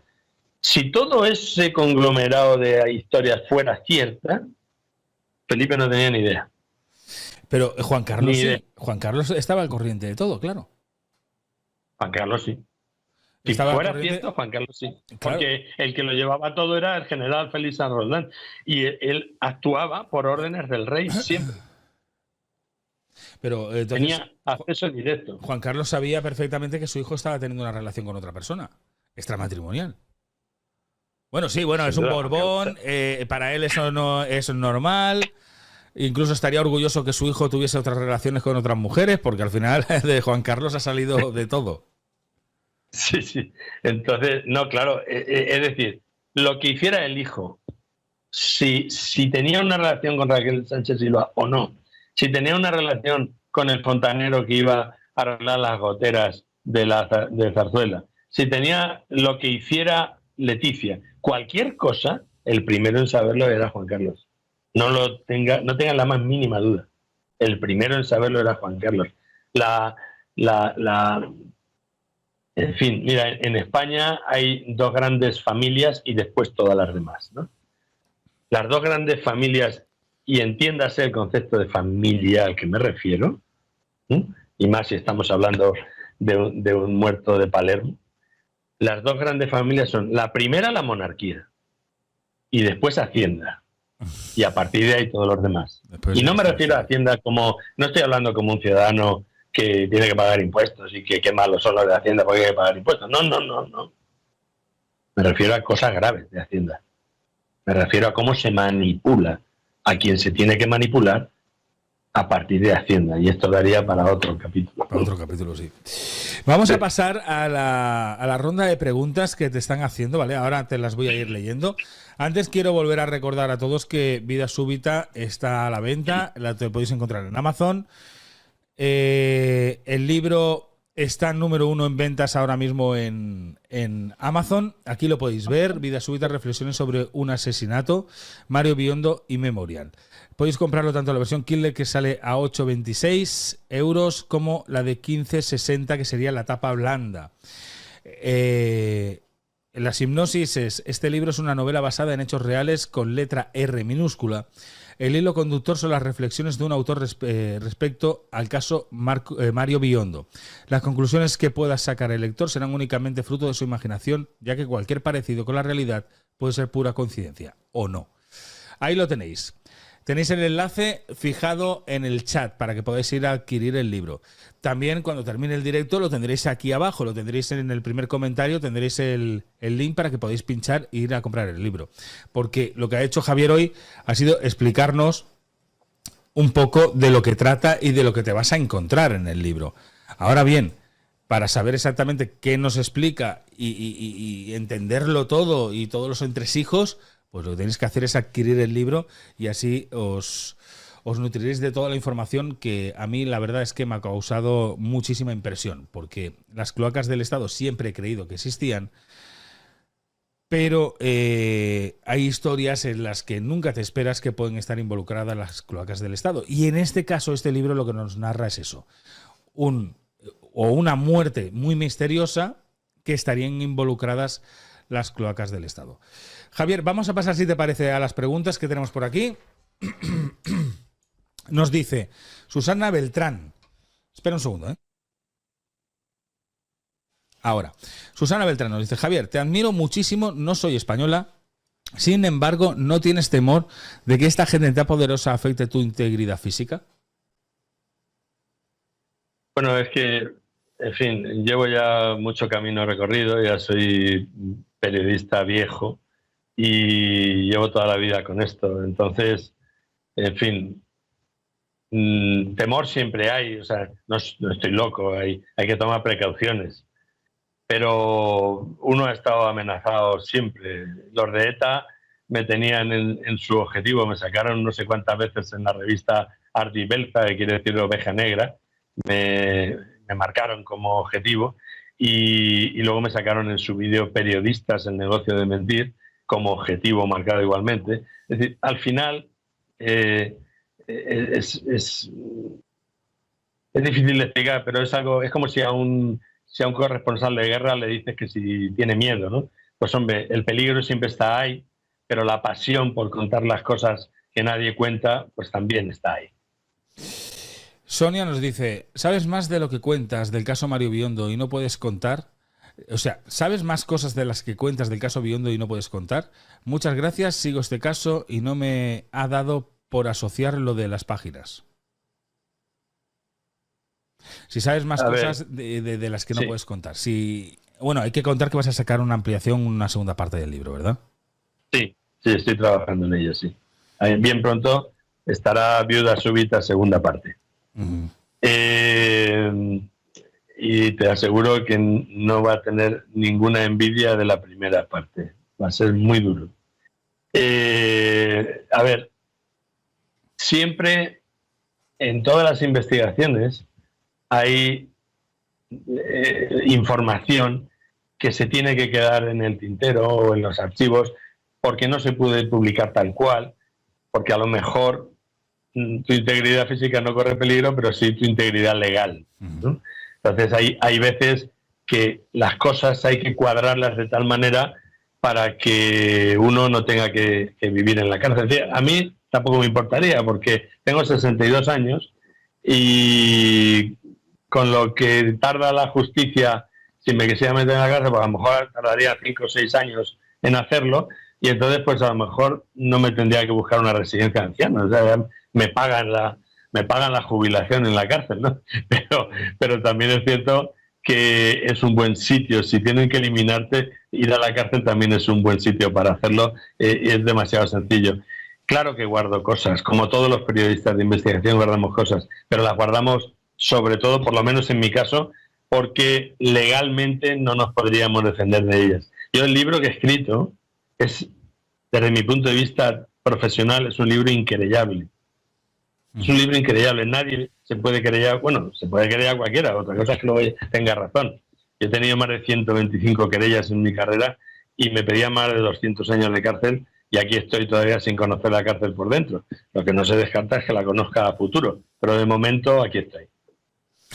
Por aquí nos dice Amparo Das, dice, ¿usted no tiene miedo de decir estas cosas? De estas ya hay unas cuantas, ¿eh? Te preguntan por el miedo. Juan y Mariscal dice, Javier, ¿tú crees que Leticia sabe demasiado o está implicada? Se está implicada en el tema Biondo. No podría afirmarlo. No, suponiendo que el tema Biondo, la hipótesis Raquel-Felipe, la diéramos por buena, suponiendo, siempre hay que dejarlo como una hipótesis, por favor.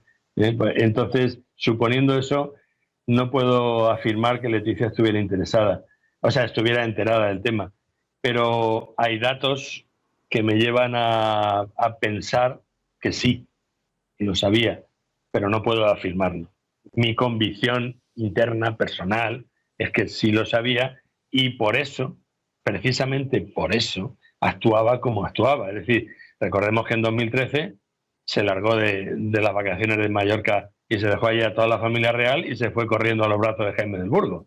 Es decir, eso no lo hace una persona que quiere disimular y que tal, no, eso lo hace una persona que tiene a la otra cogida por sálvase a la parte. Está claro. Isabel te pregunta, ¿cree usted que Raquel ese día estuvo fuera dando paso a que diera lugar el asesinato? Buena pregunta. En fin, yo no conozco las relaciones familiares de Raquel Sánchez Silva, ni qué relación podía tener con su tío al que iban a operar, ¿no? Yo sé lo que he leído, y lo que he leído de mucha gente es que la relación era casi nula con ese tío.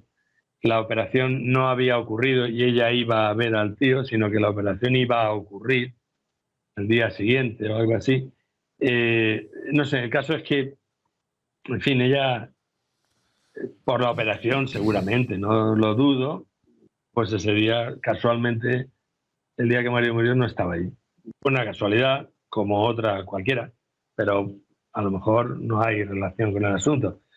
Sin embargo, en el libro sí pongo esto, no me puedo decir, porque de memoria no me acuerdo, ¿no? Pero ese mismo día, el día 30, el día que murió Mario, Felipe y Leticia estaban en Cataluña, en el Teatro del Liceo, y estaban asistiendo a una obra donde el protagonista se tenía que ir a ver a su tío que estaba enfermo y se quitaba de en medio. Casualmente. ¿En serio? Esto es una casualidad. ¿En serio? Que me ha hecho tanta gracia, en serio, me ha hecho tanta gracia que no tenía más remedio que escribirlo en el libro. Hostia. Sí. Eso yo no lo sabía. Buenísimo. Bueno, eso es una casualidad, pero muy casualidad también. Totalmente. Carmen Domínguez te preguntan, ¿de quién crees que es la hija de Isabel Sartorius?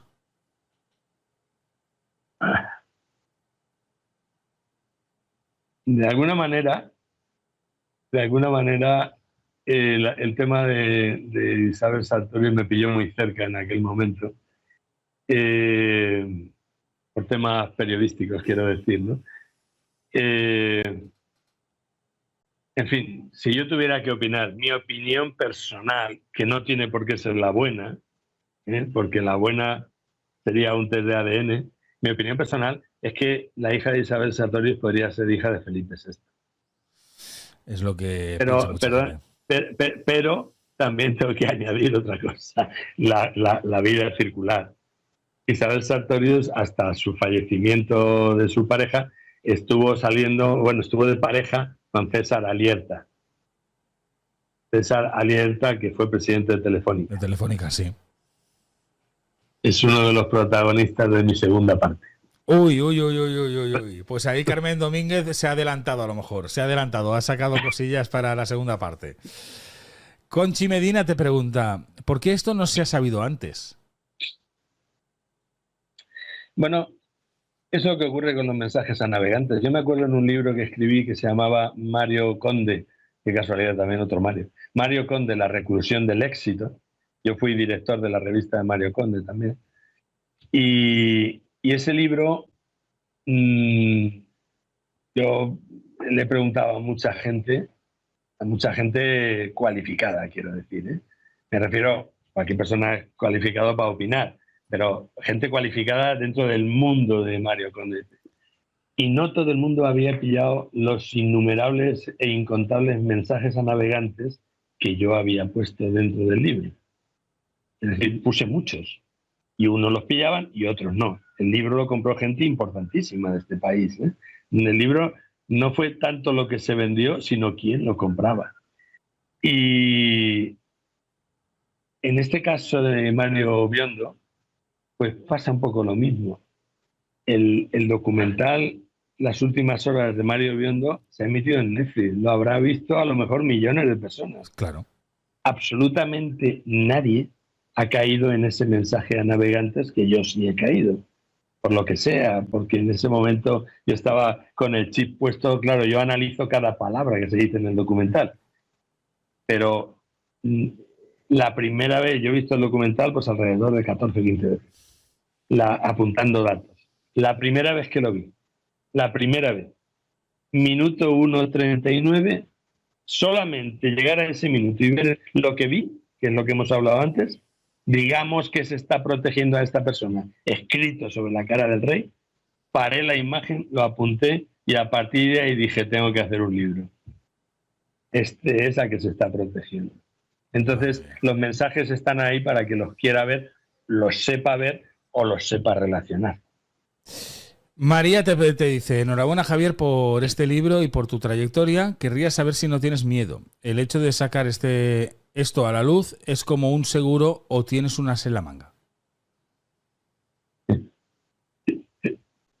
Bueno, digamos que miedo tengo a quedarme solo el resto de la vida, porque en el año 2023 3 mujeres con las que inicié relaciones, solamente relaciones, digamos, sin ir más allá, relaciones de hablar, me dejaron porque me decían, ¿no tienes miedo de escribir sobre estas cosas? ¿No tienes miedo de tal? Y al final, como yo decía que no, que esto era lo mío, que tal y cual, pues al final dejaban de estar conmigo y yo digo, bueno, este es el auténtico miedo que debo de tener, no puedo echarme novia, voy a morir soltero, ¿no? Suerte que yo ya he contribuido con la estabilidad de Europa, con 6 hijos que he traído a este mundo. Entonces, en fin, no tengo miedo, o sea, es que el tema es que es lo que hay, la información está ahí y alguien la tiene que decir. El problema es cuando nadie lo dice, cuando las cosas se imaginan y nadie las cuenta. Porque mira, si no fuera por mi libro, ahora mismo no estaríamos hablando de esto. Exacto. Y puede que haya gente que me ponga verde, puede que diga que yo me lo estoy inventando, puede que tal. Pero es una opción que he puesto sobre la mesa. Es una opción. Y si esa opción no es buena, pues ahí están los tribunales o ahí están los medios de comunicación para decir lo contrario o lo que sea, ¿no? Sí, hasta el momento sigo vivo y sin ningún problema. Y por último tenemos a María Rosa, que te dice que creo que es el mismo tipo de pregunta. ¿Usted no tiene miedo de las consecuencias que pueda haber después de sus declaraciones y del libro publicado? Bueno, es un poco normal que la gente te pregunte por el miedo, es lógico. Yo te lo he preguntado también fuera de cámaras, te he preguntado si tenías miedo y sobre todo qué esperabas de tu libro. Porque hemos visto que los medios de comunicación tradicionales pues no se hacen eco dependiendo de qué cosas porque se autocensuran, ¿no? Lo hemos visto con Jaime del Burgo. En ningún medio tradicional ha hablado de Jaime del Burgo ni ha explicado la historia de Jaime del Burgo porque se han autocensurado. Y para mí era noticiable. Vamos a ver, si una persona está diciendo que ha mantenido una relación con Leticia, eso es noticia. Pero no se ha dicho. ¿Y qué recorrido piensas que puede tener el libro? Mediáticamente, quiero decir. Aparte de que vengas a visitarnos a YouTube y tal, que hay más libertad. Mediáticamente si hablamos de medios de comunicación estándar, al uso, ¿no? Pues creo que posiblemente mañana me han dicho que salga una entrevista mía en Diario 16. Y Diario 16 fue el único medio que sacó una entrevista mía hablando de Sandra Mazarowski. Uh-huh. Y mañana van a hablar del tema de Mario Biondo. Pero aparte de ellos, poco más. Los youtubers son los únicos que le estáis echando valor al tema. Sí que quiero añadir una cosa en respuesta a esta pregunta y a la anterior. Que que es una anécdota personal mía relacionada con el hecho de tener un as en la manga, que es lo que ha dicho la persona en la pregunta anterior. Mira, en el tema Pedro J, fue la primera vez que estuve a punto de ir a la cárcel, porque a todos los demás los condenaron por estructura criminal y tal y cual, ¿no? Pero a mí, como periodista, me condenaron a 2 años y medio, pero eran 2 condenas diferentes. Una, 2 años por publicar imágenes del vídeo, con lo cual atentaba contra la intimidad de Pedro J, y medio año por desobediencia a la autoridad judicial que me dijo no publiques el vídeo. Bien, en el mundo de la intimidad existe lo que se llama el perdón del ofendido. Es decir, cuando la sentencia es firme, entonces el ofendido, si quiere, te puede perdonar por la colaboración que tú hayas podido tener en el acto del juicio, ¿no? Yo en el acto del juicio, pues conté lo que había pasado, expliqué que la señorita de Guinea Ecuatorial que aparecía, pues echó unas pastillas en la bebida de Pedro J para que fuera más sumiso y para que se dejase hacer todo lo que hiciera falta. Y entonces, bueno, pues por contar la realidad, la verdad, pues luego Pedro J ejerció el perdón del ofendido. Entonces, ¿qué sentencia me quedaba? Me quedaban 6 meses. En este país nadie va a la cárcel por menos de 2 años si no tienes antecedentes penales. Yo no tenía ni tengo antecedentes penales. Obviamente no iba a la cárcel. Pero se empeñaron en dar una lección y entonces nos mandaban a todos a la cárcel, incluyendo a mí. A los demás tenían 4 años y medio, pero yo tenía 6 meses. A mí también me mandaban a la cárcel. Entonces, cuando vas a la cárcel de manera voluntaria, porque si no vas voluntariamente, pues el juez te pone en busca y captura y te meten en la cárcel que toque. Pero cuando vas de manera voluntaria, eliges tú la cárcel. Entonces ese día, ese último día, yo me llevé un pequeño maletín, fui a la Audiencia Provincial de Madrid y le pregunté al funcionario, se llamaba Óscar, al funcionario que llevaba lo mío, oye, Óscar, ¿qué fiscal lleva el asunto este? ¿Qué tal? Que voy a preguntarle a ver por qué tengo que ir a la cárcel por 6 meses. Me dijo, pues fulano, subo a ver al fiscal y me dice, mira, no entiendo que tengas que ir a la cárcel por 6 meses, pero es que el asunto ya no lo llevo yo, me lo quitó el fiscal jefe de Madrid. Por lo tanto, tendrías que hablar con él. Digo, si te lo quitó él es porque es un tema político, no me voy a molestar en hablar con él. Total, bajé otra vez a hablar con Óscar. Previamente hice 3 llamadas telefónicas y después hablé con el funcionario y le dije, mira Óscar, este es mi número. Yo a las 5 de la tarde, que era la hora máxima, a las 5 de la tarde voy a estar en la puerta de Alcalá Meco. Lo digo para que no me pongas en busca y captura. ¿Por qué me iba a Alcalá Meco? Bueno, pues porque allí estaba Mario Conde, que era el que daba el papel higiénico, los cepillos de dientes, todos los nuevos. Entonces digo, bueno, a lo mejor pues me dará uno de doble capa, yo qué sé. Entonces, total, que le dije eso y me fui a tener mi última comida buena en 6 meses. De esas 3 llamadas, una concretamente fue para hablar de un tema relacionado con Juan Carlos I. Y dije, a mí no me importa ir 6 meses a la cárcel porque como periodista estoy seguro que voy a sacar muchísima información de cosas que hay dentro. Porque cuando la gente está en la cárcel habla mucho, según dicen. Pero tampoco me va a importar hacer famoso el culo del rey. El vídeo, uno de los vídeos, andaba por mis manos. No me va a importar hacer famoso el culo del rey. Me fui a comer. Y al rato me llama el funcionario y me dice, no sé lo que has hecho, pero nada más irte tú, ha bajado el fiscal jefe, ha hablado con los 3 jueces, porque en la audiencia provincial son 3 jueces, y te han cambiado los 6 meses de multa, o sea, los 6 meses de cárcel por 2.000 euros de multa. Hostias. Es decir, que no tuve que ir a la cárcel, pagué los 2.000 euros y hasta luego, hasta ahora. Moviendo hilos. Es decir, claro que hay que, no, pero que hay que tener ases en la manga siempre. Sí. Claro que sí. Moviendo hilos entre las cloacas del Estado. Pues al final todo va otra vez a parar al mismo sitio. Javier, un placer que ha sido que nos hayas contado tu libro, nos hayas presentado tu libro aquí en el canal. Deseando esa segunda parte que la tengas, cuando la tengas disponible, vengas aquí también a contarlo y nos relates qué es lo que nos vas a contar en esa segunda parte. Y no sé si quieres añadir algo más, ¿quieres decir algo más? Me doy cuenta que llevamos 2 horas y 5 minutos. Sí. Pobres espectadores, qué paliza les hemos pegado a estas horas y en plena hora de calor. Pues según estoy leyendo por ahí por el chat, la gente está muy contenta y bueno, te está felicitando, te está diciendo valiente y todo lo demás. Han pasado por el canal en estas casi 2 horas, 1 hora y 44 minutos. Pasa que tú y yo llevamos un poquito antes que hemos estado hablando, pero 1 hora y 44 minutos de directo. Han pasado 4.599 personas. Casi 4.600 personas han pasado un momentito para verte y escucharte. ¿Vale? Esto irá todavía subiendo, irá la gente viéndolo e informándose.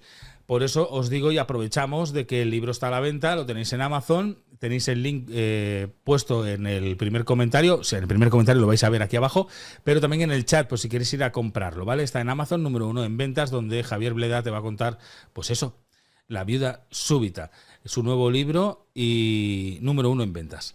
Javier, un placer. Y muchísimas gracias. Lo mismo digo, muchísimas gracias por tu valentía también por sacar este tema y recordarle a la gente que antes a los periodistas que sacábamos cosas graves por lo menos intentaban sobornarnos en condiciones, pero ahora ya no nos soborna a nadie, entonces vivimos de las ventas de los libros. Por tanto, ánimo y muchas gracias al que se anime. Hasta luego. Un placer, cuídate mucho. Nos vemos en la segunda parte. Chao. Hasta Gracias. ahora. Hasta luego. Adiós.